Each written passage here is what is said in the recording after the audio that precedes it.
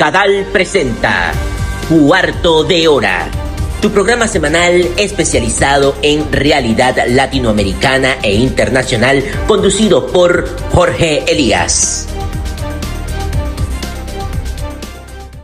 The global erosion of democratic and market economy standards continued. Autocratic regimes further increased their share among the countries survived, while rule of law, political freedoms, and fair competition continue to be weakened.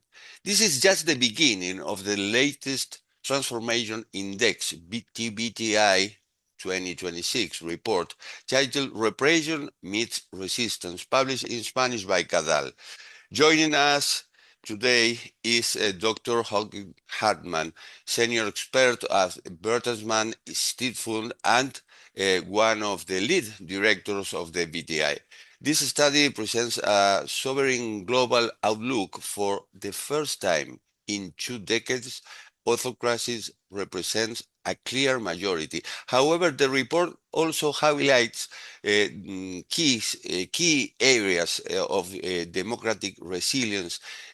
Well, we have a lot of questions for Dr. Hartmann, and it's a pleasure to have you on the show again. Thank you. Same here. Happy to be here. Dr. Hartmann, the BTI 2026 report indicates that 77 out of 137 countries surveyed are now autocracies. Is this the lowest point for global democracy so far this century? Yes, in a certain way it is. And especially during the last 10 years, we have witnessed 3 anti-democratic trends which are mutually reinforcing. And the first and the most obvious trend is that the number of autocratic regimes is constantly rising. So 10 years ago, the share of regimes not fulfilling democratic minimum standards was at 43%. And now we have a clear autocratic majority among those 137 countries we study of 56%. So this is quite an increase. It is important for me to point out that this is much more regional than a global phenomenon. So 16 countries have experienced a regime change since the BTI 2020. And out of these 16, 11 were located in Africa, and especially in West Africa. The BTI 2026 lists 3 new autocracies that would be Georgia, Niger, and Serbia. The second trend that we are seeing is that the number of hard autocracies is also continuously rising. We had 42 hard autocracies 10 years ago, and now we have 52, where any form of political participation or even opposition has been eliminated. And, well, you know, formally there was at least some remnant of independent political activity in sham elections by allowing minimal criticism online or isolated demonstrations. But this civic space is almost eliminated also by newcomers like Nicaragua, Ethiopia, Mozambique, Zimbabwe, or by Belarus and Russia. And it is important that this is not just some authoritarian impulse to now suddenly wanting to rule with a heavier hand. These regimes are under enormous pressure because they are simply not delivering. They are simply not fulfilling their basic state functions, and they are under pressure to react, and they react more repressively. So that means that widespread repression, however forceful or however intimidating that may be, is always a sign of weakness. And I would like to add, sorry for talking so long, but I would like to add a third trend. And the third trend is that the quality of democracies is also constantly eroding. Even if the democratic institutions are still formally in place and fulfill minimum democratic standards, when we especially witness a concentration of power in the executive branch. So there often is a weakening or an abolition of separation of powers, and oversight bodies like anti-corruption agencies, audit offices, electoral authorities, or the judiciary as a whole, and a limitation of political participation. So we are seeing several democracies to be on the brink mature autocratic rule. That would be, for example, Hungary, that would be India, that would be Mexico. Mhm. You stated that the supposed efficiency of authoritarian regimes is a myth. Why, despite the corruption and the mismanagement revealed by the BTI, do these models remain attractive to certain segments of society? That is a hugely interesting question, because really one has to wonder the result of almost all autocracies, exceptions being Singapore or the United Arab Emirates. But apart from that, almost all other autocracies perform horribly. Poverty and inequality is much higher in autocracies than in democracies. The inefficiency, especially the corruption in autocratic regimes, is mile high. So what is the attraction of autocratic rule? Well, first of all, and I think we can all see that in today's world, there's a growing sense of insecurity and uncertainty, triggered by geopolitical confrontation. We've just witnessed Iran now, by geo-economic realignment, by technological disruptions and the spread of artificial intelligence, by the impact of climate change, intensifying social polarization. And many citizens feel they have a loss of control over their own economic and social futures. And governments face mounting pressures to demonstrate decisiveness and effectiveness. And in such an environment, the authoritarian promises of order, of clarity, of swift decision-making tend to resonate with the populace. And then secondly, the persistent social inequality, the entrenched corruption, and the visible shortcomings in policy delivery, they are making anti-elite and authoritarian forces increasingly attractive. When citizens rightly perceive their concerns to be ignored, they are more inclined to support actors who present themselves as alternative to a discredited establishment, even when these actors openly challenge liberal democratic norms and the rule of law. And then third, and that's the elephant in the room, that's of course the geopolitical climate. And it changed with the rise of authoritarian powers like China and Russia. Autocracies are actively supporting authoritarian practices abroad, like with intervention, like in West Africa, or by exporting technologies of digital surveillance, by making disinformation campaigns. We have seen that in Romania or Moldova, for example, by information manipulation and by targeted foreign interference. And so these three questions together, sense of insecurity, shortcomings by political actors, and then also the geopolitical climate, they combine to make authoritarian forces attractive, at least for a while. You mentioned the elephants in the room, China and Russia, but what about United States right now with Donald Trump? It's, of course, a tragic development that the United States are taking at the moment, because they can always be relied upon to be the defender of democracy worldwide, and not anymore. They are acting erratic. They are breaking every norms which were held high by the democratic community worldwide. They are saying goodbye to a rule-based system.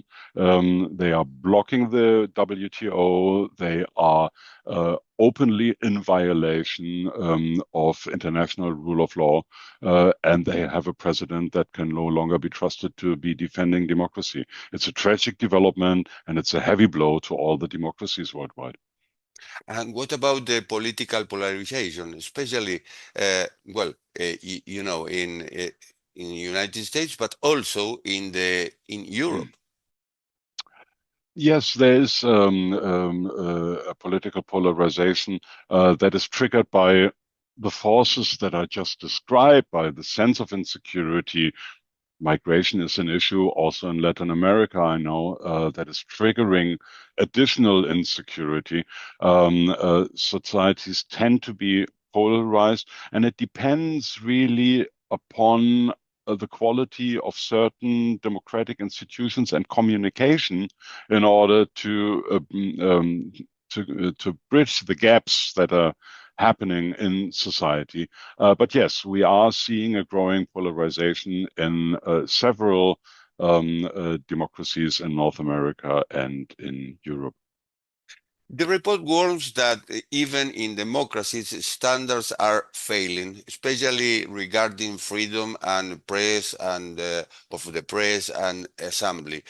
Which institutions are currently the most vulnerable to the rise of populism? Well, in short, it would be the judiciary and the media. Behind the severe decline in freedom of expression and press freedom lie increasing repression against journalists, that is direct violence, restrictive laws targeting fake news or defamation. We have state-dominated media markets, either directly by the state or by your friendly entrepreneur who is buying out critical media, government critical media, in order to streamline it, or as well as digital surveillance and internet shutdowns. So 10 years ago, freedom of expression no longer existed in a quarter of all countries surveyed, and today that figure has risen to 40%. And at the same time, the separation of powers is being undermined. Courts are being stripped of their authority. Oversight bodies are being dissolved or filled with loyalists, as we've seen in Poland and Hungary and a lot of other places. The BTI 2026 also analyzes disinformation. Is it possible to protect public debate without violating freedom of expression, a fundamental pillar of the index? Yes, I believe it is possible, and I think we are seeing positive examples of that. We see it in Brazil, in Latvia, in Moldova. Those governments were successful in limiting the spread of fake news and in regulating communication. And regulating is something different than streamlining communication. Regulating simply means to establish basic ground rules to which all actors in a conversation and a communication have to obey to. And I think it is possible. And I think especially chances are hopeful for a united European response, because the market power of European countries is pretty strong to resist against the oligarchy, the tech giants that are trying to make their own rules in communication. Dr. Hartmann, you mentioned Brazil, and the report's title mentions resistance. We can see cases like Brazil and also Poland, for example, that have managed to reverse the authoritarian trends. What lessons can other countries learn from these democratic recovery processes? Well, first of all, we can learn how hard it is to overcome an authoritarian trend in a country. Election victories by the democratic opposition were only possible, and that is a very important lesson to draw, by building broad-based coalitions, by not being elitist, by not staying just in the capital or in a major city. In Europe, for example, you are very, very quickly accused of being an egghead and a detached liberal if you are coming solely from a political movement that is based from those cosmopolitan urban centers, neglecting the interests of the rural workers, the farmers, the traditional values, and so on. So the recipe against that is you're building broad coalitions. You're including everyone. You go to the countryside. And you train your people there how to communicate, how to better understand the needs of the people that are not happening to be based in a big city. That's one thing. The other thing is you reach out to the max possible. See what Lula did in Brazil, for example. He talked to conservative business people, and he said, I know very well we are not sharing the same outlook on society, but Bolsonaro is bad for business. Even you see that. So let's see if we can, at this point in time, work together in order to get a better government. I think that's an important lesson. The other one is, and we're seeing that discussion very lively in Europe, also in my own country, how to make democratic institutions more resilient, how to avoid that institutions can be hijacked by anti-democratic forces, how you protect the judiciary against establishing a third chamber of the Constitutional High Court, for example, or of sending judges into pension that tend to be critical to authoritarianism because they have reached a certain age. You can do all that in advance and can make this role game of what will happen if authoritarian powers come to power in order to protect the institutions against that. We are seeing that in a number of countries throughout Europe and also in resilient institutions like Uruguay, for example. But I have to say a word of warning. Most of the turnaround democracies which managed to come back from authoritarian trends, they have not yet regained the democratic quality they once had before autocratization. They remain deeply polarized. There is the problem that loyalists of the old regime are blocking pro-democracy reforms. There's also the danger that parts of this broad-based coalition that I just mentioned find it attractive to keep the strong executive powers for their own goals. And then finally, it is extremely difficult in polarized societies with many loyalists of the old regime to overcome authoritarian regulations with democratic means. We are living in a new world. Indeed, we are. Dr. Hartmann, it was a pleasure. Thank you very much. Thank you as well. Thanks. Y esto ha sido Cuarto de Hora, el programa de CADAL TV que se retransmite por el canal E de Buenos Aires. Nos reencontramos en la próxima. Chao. Cuarto de Hora, tu programa sobre realidad latinoamericana e internacional, conducido por Jorge Elías, es una producción de CADAL, quien te invita a formar parte de nuestra comunidad global a favor de los derechos humanos y la solidaridad democrática internacional, donando a través de www.cadal.org. Brinda tu apoyo a favor de la causa de un mundo mejor sin dictaduras.